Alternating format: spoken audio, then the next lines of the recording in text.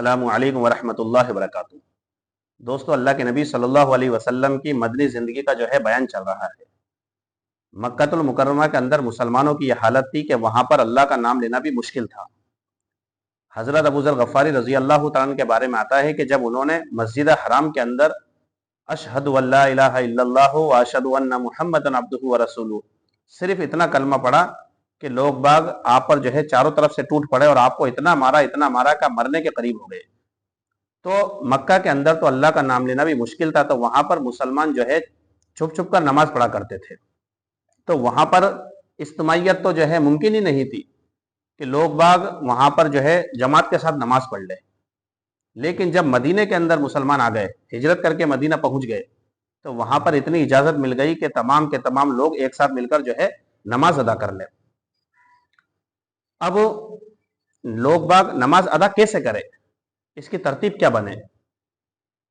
چنانچہ لوگ باغ کیا ایک اندازے سے مسجد کے اندر پہنچا کرتے تھے۔ بعض لوگ جاتے جن کو جماعت مل جایا کرتی تھی، بعض لوگ ایسے ہوتے تھے جو تاخیر سے پہنچتے، ان کے ہاتھ سے جماعت نکل جاتی تو ان کو افسوس ہوا کرتا تھا۔ بعض لوگ پہلے پہنچ جایا کرتے تھے۔ تو اس طریقے سے جو ہے ایک جماعت کی شکل جو بننی چاہیے تھی وہ نہیں بن پا رہی تھی۔ تو اللہ کے نبی صلی اللہ علیہ وسلم نے صحابہ اکرام کو جمع کیا اور اللہ کے نبی صلی اللہ علیہ وسلم نے ان سے مشورہ کیا، کیونکہ آپ کا معمول تھا، چاہے آپ دینی کام ہو چاہے دنیاوی کام ہو، آپ صحابہ اکرام سے مشورہ کیا کرتے تھے۔ اور اللہ تعالیٰ نے قرآن کریم میں اس بات کا حکم بھی دیا ہے اور صحابہ کی تعریف بھی فرمائی ہے، وَأَمْرُهُمْ شُورَى بَيْنَهُمْ، کہ صحابہ کا جو بھی کام ہوتا ہے وہ مشورے سے ہوتا ہے۔ خیر، اللہ کے نبی صلی اللہ علیہ وسلم نے تمام صحابہ اکرام کو جمع کیا اور آپ صلی اللہ علیہ وسلم نے صحابہ سے یہ رائے لی کہ اچھا یہ بتاؤ کہ ہم تمام لوگ جو ہے نماز ایک ساتھ کیسے ادا کریں، اور اس کے لیے کیا صوت ہو کہ لوگ باغ ایک ساتھ مسجد میں آ جایا کریں، پھر لوگوں کو پتہ کیسے چلے کہ نماز کا وقت ہو چکا ہے۔ تو صحابہ اکرام میں سے بعض صحابہ نے یہ رائے دی کہ اللہ کے نبی صلی اللہ علیہ وسلم یہودیوں کی طرح بیگل بجا لیا جائے، بعض نے کہا کہ ناقوس بجا لیا جائے، بعض صحابہ اکرام نے یہ رائے دی کہ اللہ کے نبی صلی اللہ علیہ وسلم جیسے نماز کا وقت ہو ایک آدمی جھنڈا لے اور اس جھنڈے کو بلند کر دے، جب تمام لوگوں کی اس پر نگاہ پڑے گی تو سارے کے سارے لوگ مسجد میں حاضر ہو جائیں گے اور جماعت سے نماز پڑھ لیں گے۔ لیکن اللہ کے نبی صلی اللہ علیہ وسلم نے ان میں سے کسی بھی رائے کو پسند نہیں فرمایا۔ حضرت عمر فاروق رضی اللہ تعالیٰ نے یہ رائے دی کہ اللہ کے نبی صلی اللہ علیہ وسلم جب نماز کا وقت ہو تو ایک آدمی محلے کے اندر گھوم جائے اور لوگوں سے کہے الصلاۃ جامعہ الصلاۃ جامعہ، یعنی نماز کا وقت ہو رہا ہے، نماز کا اجتماع ہو رہا ہے۔ تو سارے لوگ جب اس الفاظ کو سنیں گے تو سارے مسجد میں حاضر ہو جائیں گے۔ تو اللہ کے نبی نے اس بات کو پسند فرمایا اور آپ نے اس کا فیصلہ کر دیا، لیکن یہ حتمی فیصلہ نہیں تھا کہ اسی پر جو ہے فیصلہ ہو جائے۔ اس طریقے سے کیا گیا۔ اس کے بعد ایک صحابی جن کا نام تھا حضرت عبداللہ بن زید، انہوں نے خواب دیکھا کہ ایک شخص تھا جس کے ہاتھ کے اندر ناقوس تھا۔ تو انہوں نے ان صاحب سے کہا کہ یہ ناقوس مجھے بیچتے ہو؟ تو انہوں نے کہا کہ تمہیں کس کام کے لیے چاہیے؟ تو انہوں نے کہا کہ مسلمانوں کو نماز کے لیے جمع کرنے کے لیے چاہیے۔ تو وہ صاحب جو خواب میں دیکھے گئے تھے انہوں نے کہا کہ کیا میں تمہیں اس سے بہتر چیز بتلاؤں؟ انہوں نے کہا ضرور بتلائیے۔ تو انہوں نے کہا کہ جب بھی نماز کا وقت ہو تو تم یہ کلمات کہہ لیا کرو۔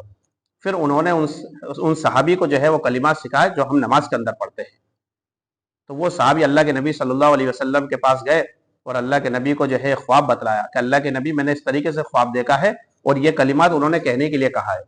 تو اللہ کے نبی صلی اللہ علیہ وسلم نے حضرت بلال حبشی کو بلایا، کیونکہ حضرت بلال کی جو آواز تھی بہت بلند آواز تھی، اور حضرت بلال سے کہا کہ تم جو ہے ان کلمات کو کہو۔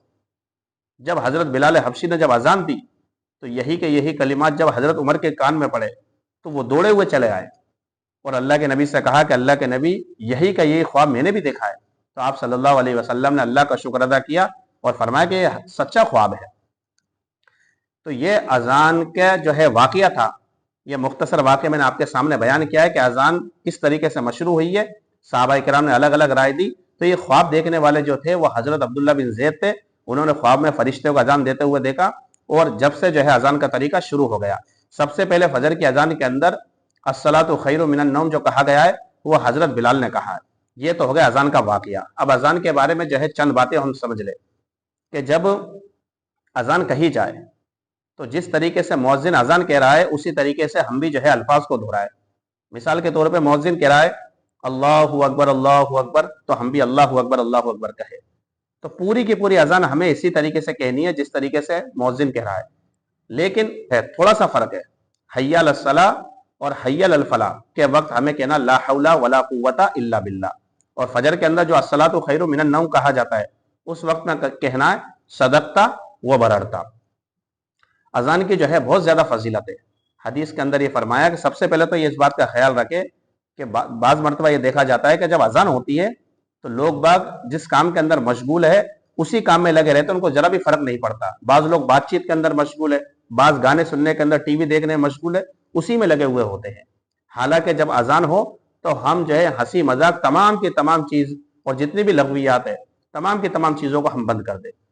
اور اذان کے بارے میں فرمایا کہ اذان کی اتنی فضیلت ہے کہ جب مؤذن اذان دیتا ہے اور جہاں تک آواز جاتی ہے تو قیامت کے دن وہاں تک کی تمام چیزیں مؤذن کے حق میں گواہی دے گی۔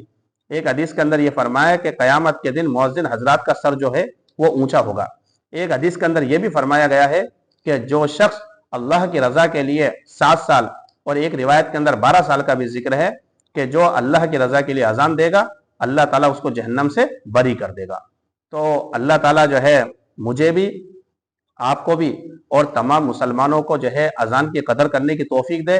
ہم سب کو جو ہے اذان سننے کے ساتھ ساتھ مسجد میں پہنچنے کی جو ہے ہمیں توفیق دے، ہمیں نماز پڑھنے کی توفیق دے۔ حدیث کے اندر یہ فرمایا کہ سراسر ظلم، کفر اور نفاق اس شخص کا فعل جو اللہ کے منادی یعنی مؤذن کی اذان کی آواز سنے اور پھر بھی مسجد میں نہ جائے۔